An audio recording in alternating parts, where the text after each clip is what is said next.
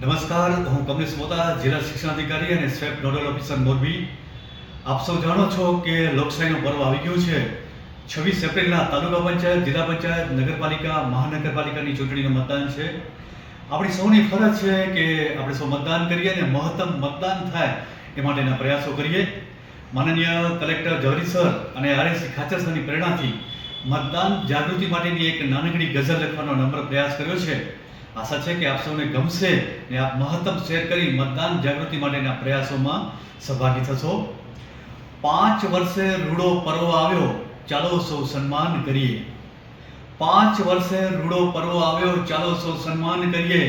મારો મત મારો અધિકાર, ચાલો સૌ મતદાન કરીએ. મારા એક મતથી 100 ફરક પડે એવું ન વિચારીએ. મારા એક મતથી 100 ફરક પડે એવું ન વિચારીએ. લોકશાહીના યજ્ઞમાં આપણે પણ અનુષ્ઠાન કરીએ. ચાલો સૌ મતદાન કરીએ, ચાલો સૌ મતદાન કરીએ. ન લોભ કે લાલચમાં આવીએ, ન કોઈથી ડરીએ. ન લોભ કે લાલચમાં આવીએ, ન કોઈથી ડરીએ. મુક્ત મને વિહરી દેશ હિતનું સૌ ગાન કરીએ. ચાલો સૌ મતદાન કરીએ, ચાલો સૌ મતદાન કરીએ. ન ઉમેદવારની જાતિ જોઈએ, ન જોઈએ ધર્મ. ન ઉમેદવારની જાતિ જોઈએ, ન જોઈએ ધર્મ. નાગરિક ધર્મ વિચારી